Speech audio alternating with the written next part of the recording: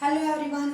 First video में हमने क्या किया था, स्क्यूनेस की स्क्यूनेस होती क्या है, ठीक है, ये कितने टाइप्स की होती, क्या क्या इसकी कैरेक्टरिस्टिक्स है। तो ऑल ओवर जो इसका कॉन्सेप्ट था वो हमने क्या कर लिया था, उसको अच्छी तरह से सारे को एक्सप्लेन कर लिया था।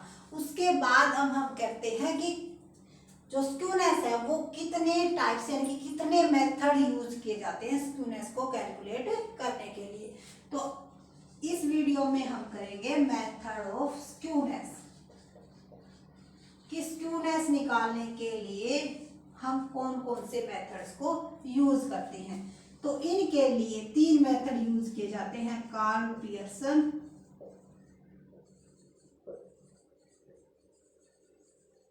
सेकंड है हमारा बाउले मेथड और थर्ड है हमारा केली मेथड। अब एक एक को करके हम सभी तीनों के तीनों मेथड्स को बहुत ही आसानी से और इसके जो फॉर्मूले हैं उनको समझते हुए चलेंगे।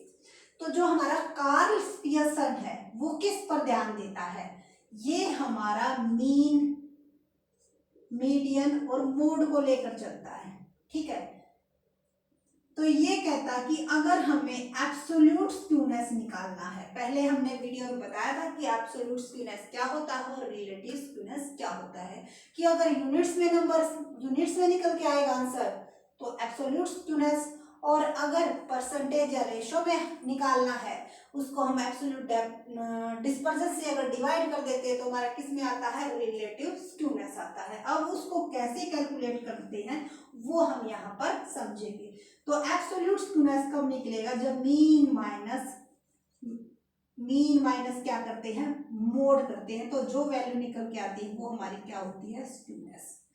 लेकिन कई बार हमारा क्या हो जाता है, मोड इल डिफाइंड हो जाता है, तो उस केस में हम क्या करते हैं, 3 मीन माइनस में मीडियन, यानी कि 3 मीन माइनस 3 मीडियन भी बोल सकते हो आप, तो हमारी क्या निकल के आती है, एब्सोल्यूट स्क्यूनेस। तो कार्ल पियर्सन ने किस मेथड्स को लिया था कि मीन में से अगर मोड निकालते हैं, क्योंकि जो हमारी सिमेट्रिकल डिस्ट्रीब्यूशन होती है उसमें ये दोनों इक्वल होते हैं, तो इक्वल होंगे तो वैल्यू 0 निकल के आएगी, और अगर 0 निकल के आएगी तो स्क्यूनेस है ही नहीं, ठीक है। लेकिन अगर 0 नहीं आती है तो हमारा क्या है, स्क्यूनेस है, और अगर नेगेटिव में आंसर आता है तो हमारी कैसी स्क्यूनेस है, नेगेटिव स्क्यूनेस।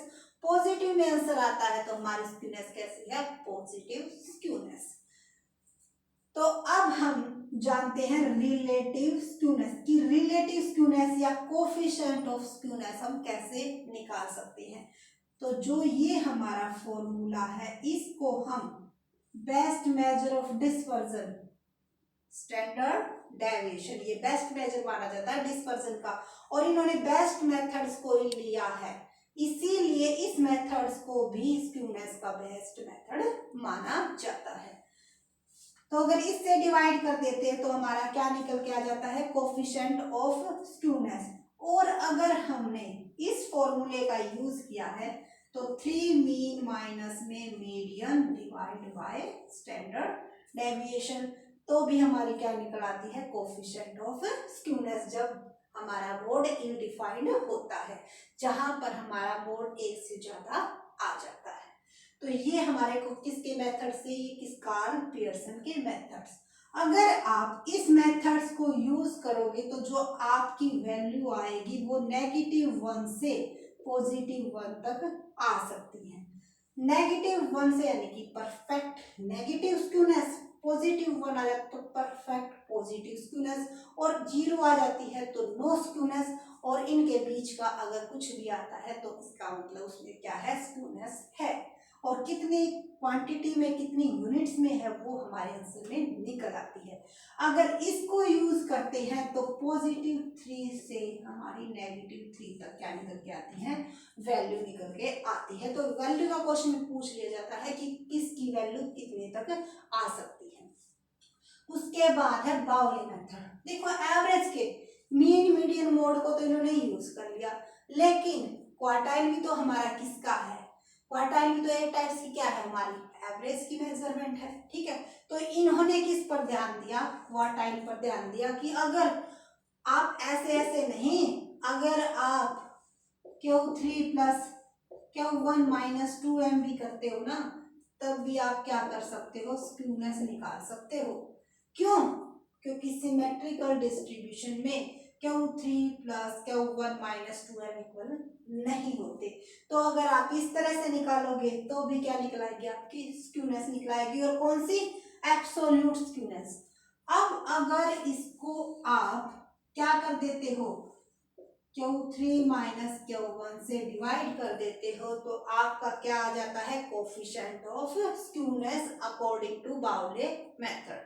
तो बाउले ने कौन से मेथड्स को यूज किया, इसमें किसको यूज किया है, क्वार्टाइल को यूज करके स्क्यूनेस निकालने की विधि हमें बताई है। अब केली ये कहता है कि भाई तू इतना समझदार क्यों बनता है, इसने इन एवरेज को यूज कर लिया, क्वार्टाइल को यूज कर लिया, अभी तो दो और बच गए, परसेंटाइल और डिसाइल, उनसे भी निकाल सकते हैं। क्यों? क्योंकि वो भी एक टाइप की एवरेज ही है।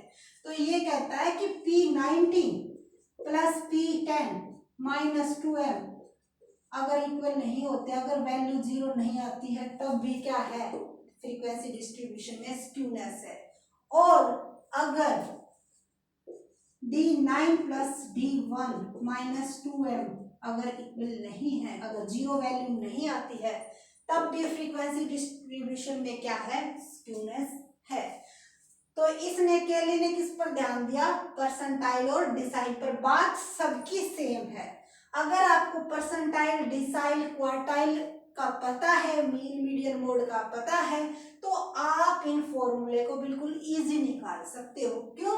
क्योंकि P90 और P10 क्या है, पूरी की पूरी फ्रीक्वेंसीज के अंदर आ जाती हैं, और इनमें से 2m में भी क्या होता है, पूरी फ्रीक्वेंसी आ जाती है। तो अगर उस पूरी और 100 में से माइनस करेंगे, अगर 0 आती है तो स्क्यूनेस नहीं है, लेकिन अगर इनमें डिफरेंस आता है तो इसका मतलब क्या है, स्क्यूनेस है। यही डिसाइल पे अप्लाई होता है, यही हमारा क्वार्टाइल। क्यों? क्वार्टाइल भी क्या करती है, 25 को डिस्ट्रीब्यूट करती है, 25%। इसमें क्या आ जाता है, 75% डाटा आ जाता है, 75 और इसमें 25, बात वही हुई 100%। D19 इसमें क्या आता है हमारा, इसमें हमारा ये 10 पार्ट्स में डिवाइड करते हैं, इसमें 90%, इसमें 10, वही बात हुई 100%। तो बात सबकी सेम है, बस थोड़ा सा कहने का क्या है, नजरिया इनका बदल गया है। अब ये थे एब्सोल्यूट्स मेजर के, और अगर कोफिशिएंट निकालना हो तो अगर हमने P परसेंटाइल को यूज किया है तो क्या करेंगे, P90 माइनस P10, तो ये हमारा क्या आ जाएगा, कोफिशिएंट ऑफ स्क्यूनेस। और अगर हमने डिसाइल का यूज किया है तो कोफिशिएंट ऑफ स्क्यूनेस कैसे निकालेंगे, D9 plus D1 minus 2m D9 minus D1, इस तरह से हम क्या निकाल देंगे, कोफिशिएंट ऑफ स्क्यूनेस निकाल देंगे। तो इनमें से किसी भी मेथड्स का यूज करके हम क्या निकाल सकते हैं, स्क्यूनेस को मेजर कर सकते हैं। तो ये 3 मेथड थे हमारे, किसको, स्क्यूनेस को निकालने के, कार्ल पियर्सन मेथड, बाउले मेथड और केली मेथड। आई होप आपको तीनों के तीनों मेथड क्लियर हो गए होंगे, और अगर कोई क्वेरी रहती है तो कमेंट सेक्शन में जरूर बताइएगा, और अगर हमारी वीडियो अच्छी लगी हो तो लाइक करना ना भूलें। Thank you so much.